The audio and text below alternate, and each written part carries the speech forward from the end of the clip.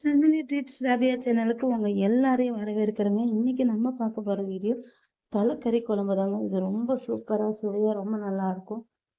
இது எப்படி செய்யறதுன்னு சொல்லிட்டு பார்க்கலாம். ஃபர்ஸ்ட் ஒரு பாத்திரம் எடுத்துட்டு இதுல வந்து ஒரு ஸ்பூன் மல்லி வந்து சேர்த்துக்கோங்க. மிதமான தீ வச்சுக்கோங்க. மிதமான தீ வச்சுட்டு வறுத்துக்கோங்க. இது வறுத்துட்டு இதுல ஒரு 6 பாதாம் சேர்த்துக்கோங்க.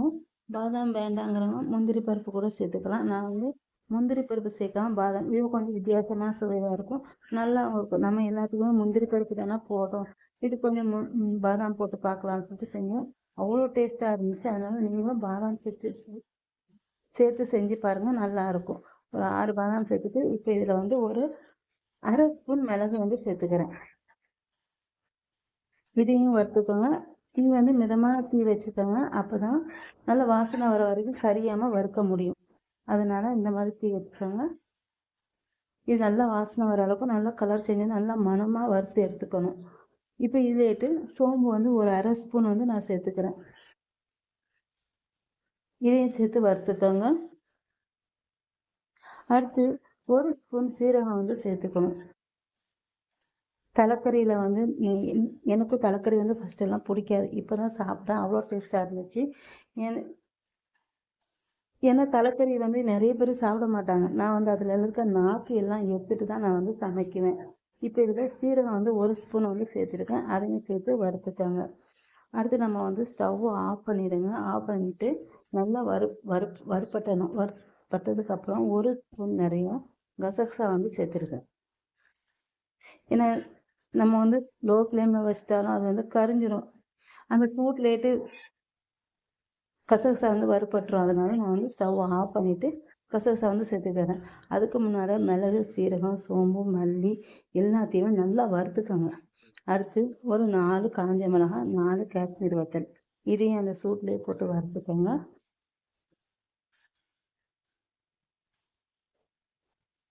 அடுத்து இதுலேட்டு 3 ஏலக்காய் சூடு இருக்கும்போதே போட்டுக்கோங்க. 3 ஏலக்காய், ஒரு சின்ன துண்டு ஜாவித்திரி, ரொம்ப சின்ன துண்டு சேர்த்துக்கோங்க. அடுத்து வந்து சின்ன ஒரு குட்டி ஸ்டார் பூ இல்லை ஒரு துண்டு ஸ்டார் பூ சேர்த்துக்கோங்க. ஒரு துண்டு பட்டை, நல்ல பெரிய துண்டாக, கொஞ்சம் பெரிய துண்டா சுருள் பட்டை தான். எங்கள் ஊரில் வந்து சுருள் பட்டை தான் கிடைக்கும்.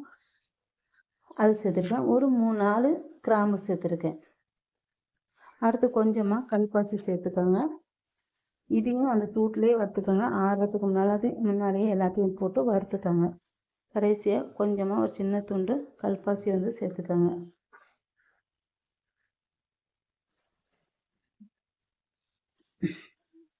இப்போ இது எல்லாத்தையுமே நல்லா அந்த சூட்லேயே நல்லா சூடு ஏறுற வரைக்கும் வச்சுட்டு அதுக்கப்புறம் இதை வந்து ஒரு பிளேட்டில் தட்டி ஆற வச்சு பொடி பண்ணி எடுத்து வச்சுக்கோங்க. அடுத்து இப்போ இந்த குழம்பு எப்படி செய்யறது சொல்லிட்டு பார்க்கலாம். இப்போ ஒரு பாத்திரம், அதே பாத்திரத்தை வச்சுருக்கேன். அதில் கொஞ்சம் எண்ணெய் ஊற்றிட்டு ஒரு 100 கிராம் சின்ன வெங்காயம் வந்து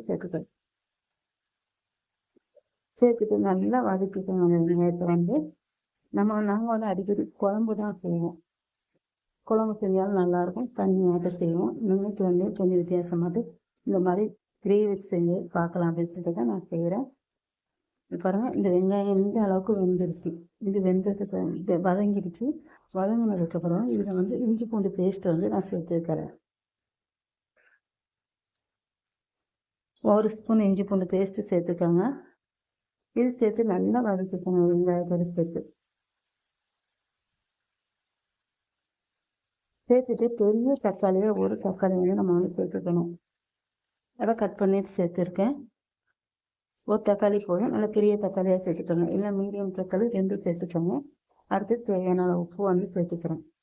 இதையும் சேர்த்துட்டு நல்லா தக்காளி கரையில் வந்துட்டு நல்லா வதக்கிக்கோங்க.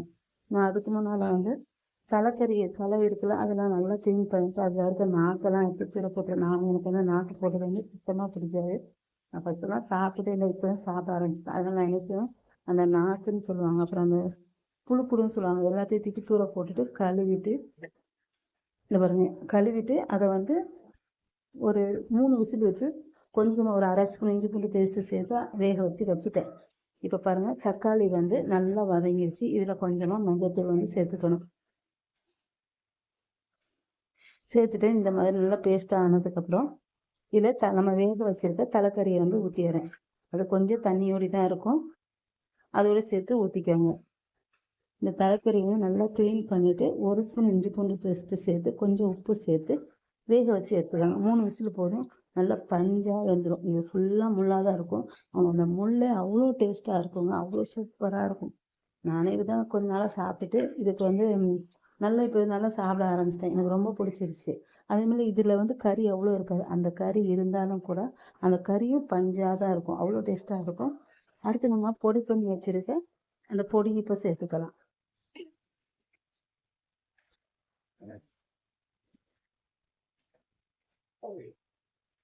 சேர்த்துட்டு ஒரு 5 6 நிமிஷம் இதை வந்து நல்லா கொஞ்சம் ரொம்ப ட்ரை ஆகிடக்கூடாது. கொஞ்சம் தளத்தளன்னு தான் இருக்கணும். அது வரைக்கும் கொஞ்சம் இந்த மாதிரி ஆகணுமே கொஞ்சம் நம்ம கொதிக்க விட்டுக்கலாம். ஏன்னா அதில் இருக்க பச்சை வாசனை எல்லாம் போகணும்ல, அதனால். இப்போ கடைசியாக நம்ம வந்து இதில் மூளை வந்து நாங்கள் வந்து எங்கிட்ட என்ன செய்வோம்னா குழம்பு வச்சுட்டு மூளையை வந்து பொரிச்சிடுவோம்.